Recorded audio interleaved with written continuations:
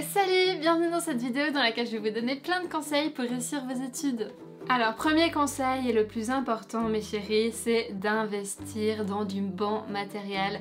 Moi, je vous conseille d'investir directement dans un Mac parce que voilà, les Macs, c'est quand même ce qu'il y a de mieux pour la mémorisation et le cerveau. Oui, ça coûte un peu cher, il nous en cul, mais ça vaut la peine, c'est un investissement pour nos études. Deuxième conseil, le plus important, c'est d'avoir plein de stabilos. Plus vous en avez, plus vous augmentez vos chances de réussite. C'est un petit bonus si vous avez les stabilos pastel. Troisième conseil pour réussir vos études mes chéris, c'est de vous créer un bon environnement cosy pour étudier. Allumez-vous des bougies, ça crée un environnement tout cocooning, tout propice à étudier. Moi j'adore les bougies de Libère des toxines dans ton appartement.com. Elles libèrent des petites substances toxiques dans l'air, j'adore, c'est trop bien. Cinquième conseil, achetez-vous plein de post-it colorés et mettez-en partout, même là où ça ne sert à rien. L'important c'est d'avoir de jolis cahiers colorés. Dernier conseil les amis, n'oubliez pas le mug, même s'il est vide, c'est pas grave, très important pour se mettre... Ce n'est pas important, mais pour Instagram, ça fait toujours joli d'avoir un beau mug avec ça.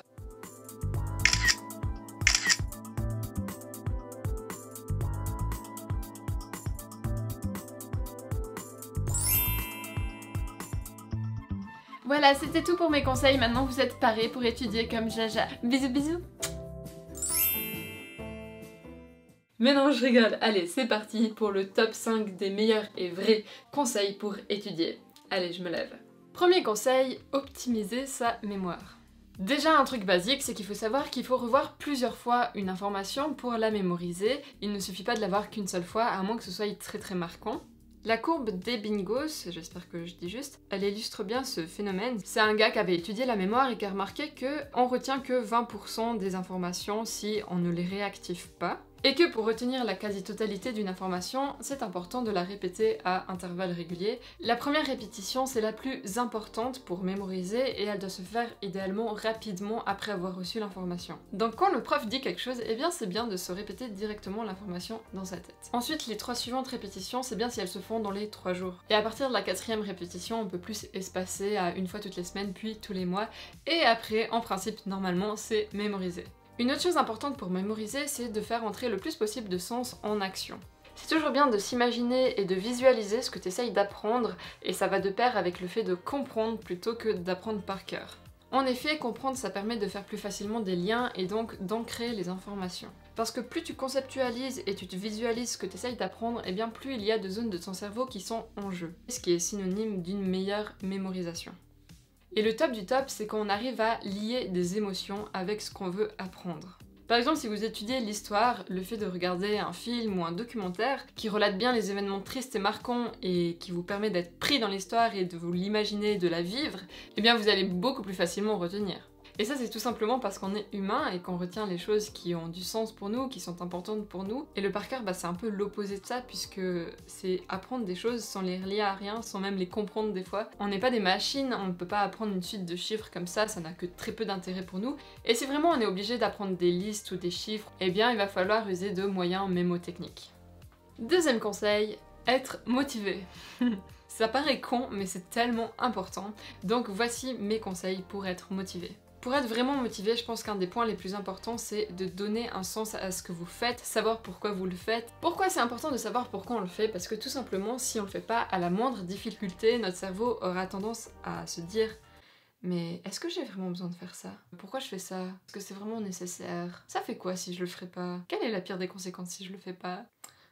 Ok, je m'en fous. » Tandis que si on est vraiment motivé, eh bien le seuil auquel ce genre de questions arrive, eh bien il est beaucoup plus haut et il faudra beaucoup plus de difficultés pour qu'on commence à se remettre en question de pourquoi on fait ça. Parce que oui, on va pas se le cacher, étudier, la plupart du temps, à moins que tu sois vraiment un passionné, ce qui est très cool, hein, quand on étudie, eh bien ça demande quand même de sacrifier du temps, dans le sens où ça demande un investissement parce que si on n'avait pas la pression financière d'avoir un métier ou la pression morale, etc., eh bien c'est fort probable qu'on ne passerait pas autant de temps assis sur une chaise à étudier sur son ordi ou ses feuilles, alors qu'à la place on pourrait être dehors au soleil pépouze à kiffer notre life et chanter avec les oiseaux. Ouais, c'est cool chanter avec les oiseaux. Et petit, viens. Elio, il avait fait un podcast sur cette notion de sacrifice et ça m'avait beaucoup parlé, enfin je vois les choses de la même manière. Du coup, je vais mettre le lien en description si ça vous intéresse. Donc oui, on a besoin de donner un sens à ce qu'on fait, de savoir pourquoi on le fait, si on ne veut pas tout le temps le remettre en question, et pour rester motivé. C'est un peu ce que je dis au début de ma première vidéo sur le sens de la vie. Donc c'est parti pour un peu d'introspection à vos marques préparées. Autre chose qui selon moi est très importante pour être motivé, c'est d'avoir un organisme qui fonctionne de manière optimale, donc d'être en bonne santé. C'est assez basique, hein, si t'as une bonne hygiène de vie, que t'es en bonne santé physique et mentale, eh bien la probabilité que tu puisses te consacrer à tes études, être motivé, etc., elle est plus grande. Et pour ça, la base de la base, eh bien, c'est de bien dormir, mais aussi d'avoir une bonne alimentation, saine, équilibrée, et de faire du sport. Je vais insister un peu sur faire du sport parce que perso c'est un élément qui me permet vraiment d'augmenter mon seuil de motivation, pas que pour les études, pour la vie en général en fait. Je sais pas vous mais perso quand je fais du vélo ou que je cours, je me mets dans un mood motivé, actif. Je sais pas si c'est le fait de bouger physiquement qui provoque ce mood là. Souvent quand je fais du sport je m'imagine des scènes où je suis trop une meuf vénère et je pète à des gens et j'arrive et je fous des gros high kicks à des gens. Je sais pas si vous aussi ça vous fait ça, mais en gros c'est le mood de combat, action, prise de sa vie en main et personne active et qui agit quoi. En fait je dis ça mais je crois que c'est plutôt la musique qui me met dans cet état là. En fonction de ce que t'écoutes, la musique ça peut te mettre dans un état motivé, déter. Et après, si tu rajoutes le fait de faire du sport avec la musique, c'est comme si tu matérialisais cette détermination et que tu passais à l'action. Et des fois quand je cours ou juste que je marche, perso j'ai tendance à imaginer quelle serait la meilleure version de moi-même. Et comme perso, dans les critères de cette meilleure version, eh bien il y a le fait justement de bien étudier pour savoir un max de choses. Eh bien ça me motive à étudier. En plus de ça, le sport ça permet de te fatiguer physiquement et du coup de mieux réussir à t'endormir. Attention, faut pas le faire 2-3 heures avant d'aller se coucher. Et comme je dirais après, le sommeil c'est très important. Ça permet aussi de lutter contre les maladies neurodégénératives, ce qui est plutôt utile si on veut un cerveau pour apprendre des choses. Et pour finir, si on fait du sport intense, le corps va sécréter des endorphines. Ce sont des hormones qui font qu'on se sent bien. Je sais pas si vous connaissez cette sensation d'après le sport qui est trop kiffante. On se sent bien, voire euphorique. Et ça permet de diminuer le stress. Et il va sans dire que diminuer le stress, c'est très bénéfique lorsqu'on est étudiant. Donc à ne pas négliger, même en période d'examen, et je dirais même surtout en période d'examen et de révision, puisque c'est là qu'on est le plus stressé. Donc voilà mes conseils pour être motivé, donner un sens à ce qu'on fait, être en bonne santé et faire du sport qui a un double effet puisque ça permet d'être en bonne santé et en plus de se mettre dans un mood de motivation et détermination. Troisième conseil que j'ai à vous donner, c'est de travailler que quand vous êtes efficace et donc quand vous êtes concentré. Et pour être concentré, eh bien la première des choses à faire, c'est de bien dormir.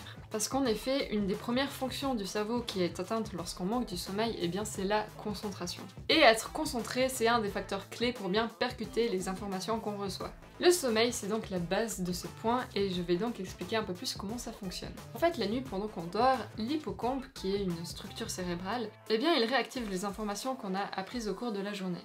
Et en fait, l'hippocampe, c'est un peu ce qui va permettre de faire passer les informations de la mémoire à court terme à la mémoire à long terme. Et pendant la nuit, les informations vont passer de l'hippocampe, donc la mémoire à court terme, au cortex où c'est la mémoire à long terme. Donc en résumé, le sommeil il est important avant d'acquérir des informations pour pouvoir mieux les mémoriser. D'ailleurs les capacités de mémorisation elles sont réduites de 40% lorsqu'on n'a pas dormi. Mais il est aussi important après pour permettre de mémoriser ces infos sur le long terme. Et attention, il ne suffit pas de juste dormir la nuit après avoir acquis ces informations, mais plusieurs nuits après. Donc en gros dans l'idéal, il faudrait toujours bien dormir quoi. Donc voilà pour ce conseil, travailler que lorsqu'on est efficace, et pour être efficace, eh bien il faut bien dormir. Il faut savoir que le cerveau arrive à être pleinement concentré 20 minutes par heure. Au-delà de 20 minutes, les capacités de concentration elles commencent déjà à diminuer et donc on va moins bien mémoriser. Cette info nous amène à mon quatrième conseil qui est de faire des pauses. Dès qu'on sent qu'on est plus efficace et qu'on n'arrive plus à mémoriser, eh bien on a tout intérêt à faire une pause parce que si on s'entête à vouloir continuer à apprendre et à se mettre des choses dans la tête, on ne va plus mémoriser les infos et en plus c'est très démotivant parce qu'on a l'impression de passer beaucoup de temps à étudier mais ce n'est pas du temps efficace. Ce serait vraiment dommage de passer des heures et des heures à essayer d'apprendre quelque chose alors que sur toutes ces heures on a été vraiment efficace à aller que sur 40 minutes. Donc à la place, prendre le temps de faire une pause, aller danser, faire du sport, cuisiner, sortir les poubelles, n'importe quoi qui permet de couper de l'activité mentale que tu es en train de faire, eh bien ça va te permettre de te régénérer, ce qui en plus va te remotiver puisque bah t'auras fait un truc cool ou bien tu te seras changé les idées. Ok, t'as l'impression que tu perds du temps vu que t'es pas en train d'étudier et que tu fais autre chose, mais je suis absolument convaincue que si on regarde le total du temps efficace passé à étudier, eh bien il sera plus grand si on fait des pauses et qu'on se change les idées régulièrement et qu'on travaille que lorsqu'on est efficace. Donc faire des pauses, ça permet de rester motivé, mais aussi, on va pas se le cacher, ça permet aussi de ne pas péter un câble, parce que lorsqu'on est assis devant ses feuilles depuis des heures, au bout d'un moment, il y en a marre. Je sais pas à quoi ça ressemble vous quand vous pétez des plombs, mais perso, quand j'en ai marre d'étudier, ça peut faire un peu peur.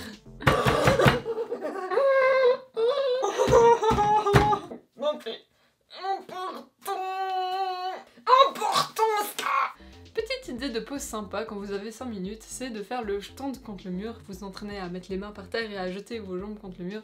Démonstration.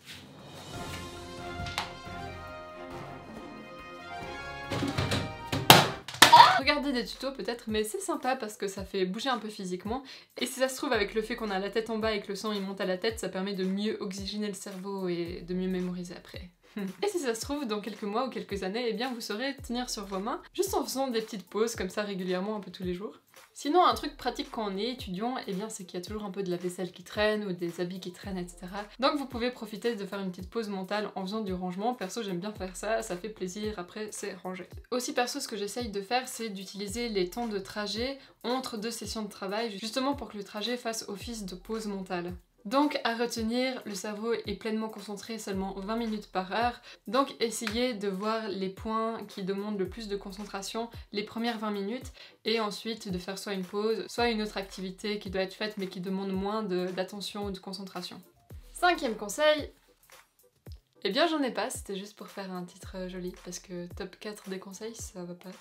Non, je rigole, j'ai encore d'autres conseils, mais ils sont plutôt secondaires. Là, ce que j'ai dit, c'était vraiment les plus importants, et ils sont interconnectés. Parce que travailler que quand on est efficace, eh bien, ça inclut le fait de faire des pauses et de bien dormir. Et bien dormir, c'est aussi important pour avoir une bonne mémoire, etc. Du coup, voilà, ça c'est vraiment la base de la base à instaurer si on est étudiant et qu'on veut augmenter la probabilité de réussir. Il y a tout un tas d'autres conseils, je vais en donner quelques-uns, mais ça, c'était vraiment le plus important. Mais allez, c'est parti pour quelques conseils bonus. Alors 1. Manger sainement et équilibré, certes bien sûr, mais aussi pensez à manger des aliments riches en oméga 3. Si on reprend le schéma basique d'un neurone, il y a les dendrites qui reçoivent les informations, le corps cellulaire qui les traite, et l'axone qui relaye l'info à d'autres neurones. Plus une information qui est stockée dans notre mémoire est sollicitée, et bien plus notre cerveau va faire en sorte d'y avoir accès facilement. Et pour ça, il fait ce qu'on appelle des gaines de myéline autour de l'axone. La gaine de myéline, on peut la voir comme une sorte d'isolation qui va faire en sorte que l'information ne va pas se perdre. Et elle permet au signal électrique de se propager plus rapidement. Et justement, cette gaine de myéline, elle est composée d'oméga 3, donc de gras, de lipides, et il faudrait être sûr de ne pas en manquer. L'oméga 3 c'est un acide gras essentiel, ça veut dire que notre corps il peut pas le fabriquer par lui-même, donc on doit l'ingérer via l'alimentation. C'est un peu comme les protéines qui sont composées d'acides aminés, il y en a qui sont essentiels, d'autres pas, et les acides aminés essentiels, eh bien faut qu'on les trouve dans l'alimentation parce que notre corps peut pas les fabriquer. Et plus une protéine a tous les acides aminés essentiels, plus on dit qu'elle est de meilleure qualité. Bref, du coup voici le top 10 des aliments qui sont riches en oméga 3. Tout d'abord, on a certains poissons comme les saumons et les sardines, puis des fruits de mer comme les huîtres et les moules. Petite parenthèse, les huîtres, j'ai l'impression que soit on les adore, soit on les déteste. Perso, je n'aime pas. Mais dites-moi dans quel team vous êtes. Team huître. Ensuite, on retrouve des huiles comme l'huile d'olive ou de lin. Puis on a certains fruits à coque comme les noix qui sont très riches en oméga 3. Alors les noix, c'est bon pour le cerveau. Et en plus, ça ressemble à un cerveau. Mais c'est trop ouf. Wow, trop de connexions. Aussi, dans la liste des aliments riches en oméga 3, nous avons les graines de chia. Et c'est vraiment rigolo, on dirait des cellules observées au microscope. C'est bon. Autre conseil bonus, c'est de travailler au bon moment et au bon endroit. Alors, travailler au bon moment, c'est travailler que lorsqu'on est efficace, ça on l'a déjà vu, mais aussi de préférence la journée, parce qu'en fait la lumière, ça stimule l'activité cérébrale. Et au bon endroit, l'idéal c'est d'avoir un lieu rangé, ça permet d'avoir les idées plus claires et de mieux se concentrer. Il y a moins de risques que notre attention se fasse détourner pour aller voir des petites choses qui traînent par-ci par-là. Dans un environnement calme pour pouvoir se concentrer, c'est évident. Dans le doute, c'est toujours bien d'avoir des boules casses sur soi au cas où il y a des bruits parasitants qui déconcentrent. Et dans l'idéal, c'est bien d'avoir un endroit dédié au travail, comme ça le cerveau associe cet endroit avec le travail et quand vous asseyez pour étudier, il sait qu'il va devoir fournir un effort. Oui, le cerveau aime bien faire des liens et associer les choses et c'est pour ça qu'il faut éviter d'étudier dans son lit, car le lit doit rester associé uniquement à la détente et au sommeil. Autre conseil que j'ai pu trouver, c'est de faire un planning et de définir à quel moment vous allez bosser quelle matière. Perso, j'ai jamais fait ça de ma vie, mais peut-être que ça peut aider. Dernier conseil, utilisez des stabilos. Oui, je crachais un petit peu dessus pour rigoler au début de vidéo, mais il faut avouer le fait que lorsqu'on surligne quelque chose ou qu'on souligne avec la règle, eh bien ça augmente l'attention qu'on porte à ce qu'on met en évidence et du coup ça permet de mieux l'imprimer dans la tête. Et j'avais entendu que le jaune c'était la couleur qui permettait le mieux de mémoriser. Voilà, j'avoue que j'ai pas cherché à comprendre pourquoi c'est le cas, ni vérifier si c'est vrai en fait. Du coup, si quelqu'un sait, eh bien l'explication est la bienvenue. Donc voilà, c'est tout pour cette vidéo, merci de l'avoir regardée, j'espère qu'elle vous aura plu et que vous aurez appris 2-3 trucs cool. N'hésitez pas à partager, liker, commenter, tout ça si vous avez kiffé. Merci si vous le faites, et sinon, bah étudiez bien, bonne chance pour vos études, et je vous dis à la prochaine vidéo. Bye. Ciao. Bisous bisous. Merci, au revoir. Mouah.